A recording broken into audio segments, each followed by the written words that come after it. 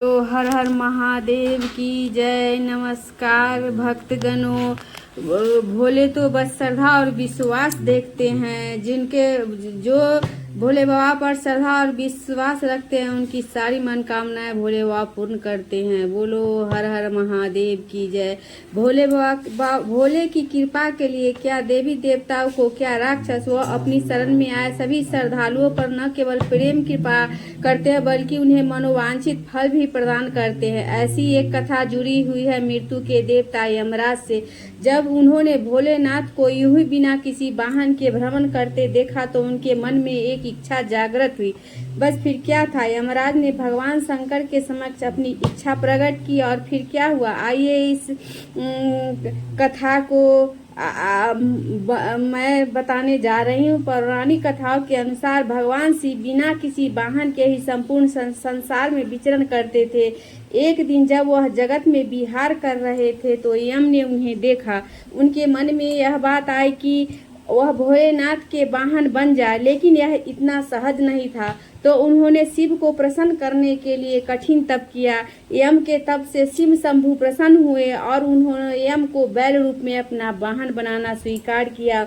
भोलेनाथ ने बैल रूप को इसलिए चुना क्योंकि बैल अत्यंत भोला होता है, उसके मन में किसी भी प्रकार का छल कपट नहीं होता। यही वजह है कि भोले बाबा ने बैल यानी नंदी को अपना वाहन नियुक्त किया। यही नहीं, शिव जी ने नंदी को अपना प्रधान सेनापति भी बनाया। कहा जाता है कि भगवान शिव की सेना नंदी बाबा के कहने पर ही चलती है।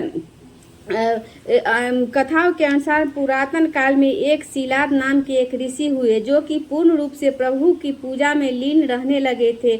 ऐसे में परिवार के लोगों को उनके वंश की चिंता हुई। यह परेशानी लेकर सभी उनके पास पहुंचे और गृहस्थ जीवन में वापस आने का निवेदन किया। हालांकि यह नहीं माने, लेकिन उन्होंने जन्म मृत्यु से परे संतान प्राप्ति के लिए देवराज इंद्र की पूजा की। इंद्र प्रसन्न हुए और तो इंद्र प्रसन्न हुए तो लेकिन ऐसी संतान का आशीर्वाद देने में असमर्था जाहिर की। जब इंद्रदेव ने इच्छा मुताबिक संतान प्राप्ति का आशीर्वाद नहीं मिला तो शिलाद मुनि ने शिव की पूजा की। उनके कठोर तप से शिव अत्यंत प्रसन्न हुए और स्वयं उनकी संतान के रूप में जन्म लेने की बात कही। कथा में मिलती है कि एक दिन शिलाद मुनि खेत जोत रहे थे, तब उसी भूमि पर उन्हें एक बालक मिला। वह उसे घर ले आया, उसका नाम नंदी रखा। बाबा भोलेनाथ ने मित्र और वरुण नाम के दो मुनियों को नंदी के पास भेजा। उन्होंने नंदी को बताया कि वह अल्पायु है। यह सुनकर नंदी बाबा वन में चले गए और महादेव की पूजा अर्चना करने लगे। उनकी पूजा से भोलेनाथ प्रसन्न हुए और नंदी को मृत्यु भय से मुक्त अजर अमर होने का आशीर्वाद दिया। इसके अलावा गणों के अधिपति के रूप में भी नियुक्त किया। जब असुरों और देवताओं के बीच समुद्र मंथन चल रहा था, उसमें से विष निकला तो उसे शिव ने धारण किया था, लेकिन विषपान के दौरान कुछ बूंदें जमीन पर गिर गई थी और उन्हें नंदी ने अपनी जीभ से चाट लिया था। नंदी के इस भाव पर भोले अत्यंत प्रसन्न हुए। इसके बाद भगवान ने नंदी को अपने सबसे बड़े भक्त की उपाधि दी। साथ ही उन्होंने कहा कि जो शक्तियाँ उनकी है वह नंदी की भी है। भोलेनाथ की कृपा पाने को ज्ञान स्वरूप तप और विष की बूंदे को चाटने की पवित्रता नंदी बाबा की महिमा को और भी बढ़ा देती है।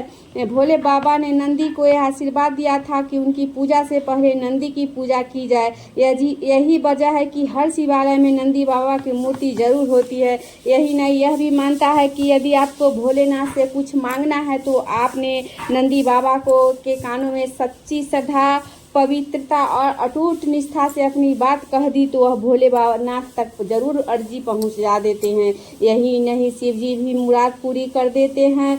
बोलो हर हर महादेव की जय।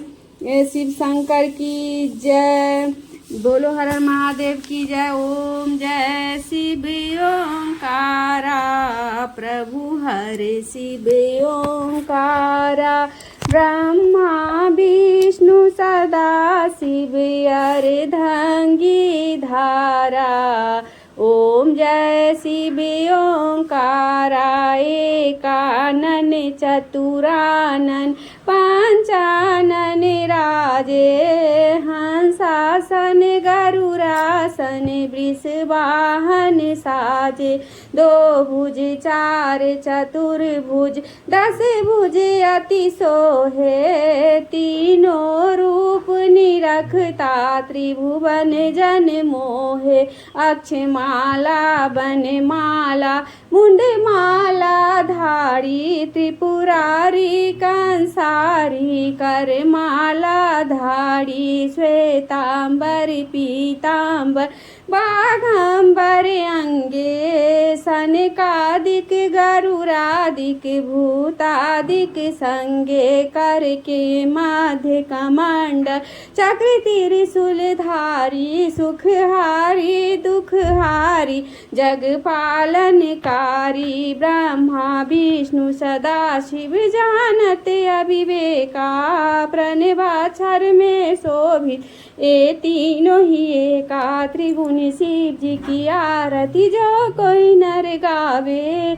भजत शिवानंद स्वामी सुख संपत्ति पावे। कर्पूर गौरं करुणावतारं संसार सारं भुजगेंद्रं सदा वसंतं हृदयारविंदे भवानी सहितं नमामि। बोलो हर हर महादेव।